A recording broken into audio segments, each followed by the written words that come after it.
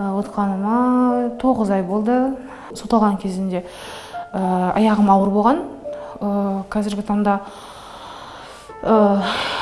қызым екеуміз осы жазаны өтеп жатырмыз. Бүгін қызымның туған күні 24-і 11-і бірге туып жатыр.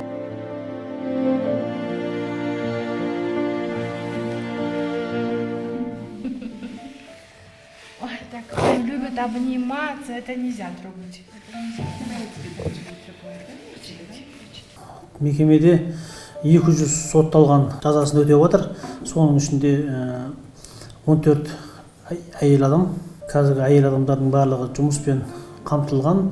12-сі біреуі денсаулығына байланысты жұмысқа орналаса алмайды. Екіншісі жас нәрестесі бар.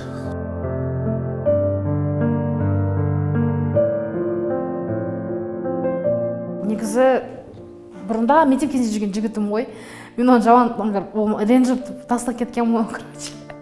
И просто как типа возмездие сияқты, сөйтіп ол негізі ол 400 теңгені беріп маған. Мен таныстырым болған негізі виза істейді деген, бірақ ол маған 400 теңгені өз еркімен берген негізінде.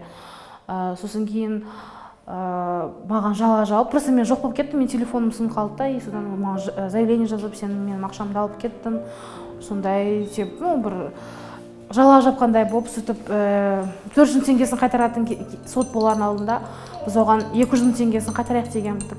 Ол кісі оны алмайын, маған толықтай керек дегендей істеп, сосын мен айттым, онда вообще төлемеймін деп айттым да. Енді сондай деп сөйтіп мені 2 жылға минимальный колония поселение берді.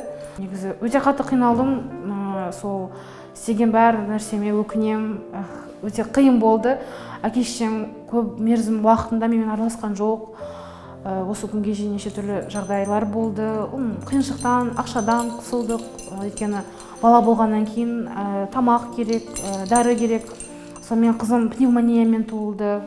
Ауыр негізі кезеңдер болды өзім үшін. Бірақ толықтай өкінем істегеніме. Енді 2 жылдың 4 айы 2 аптасы қалды. Сәл аз қалды.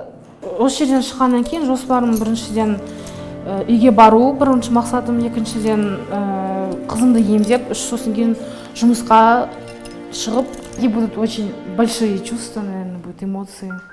Алақай.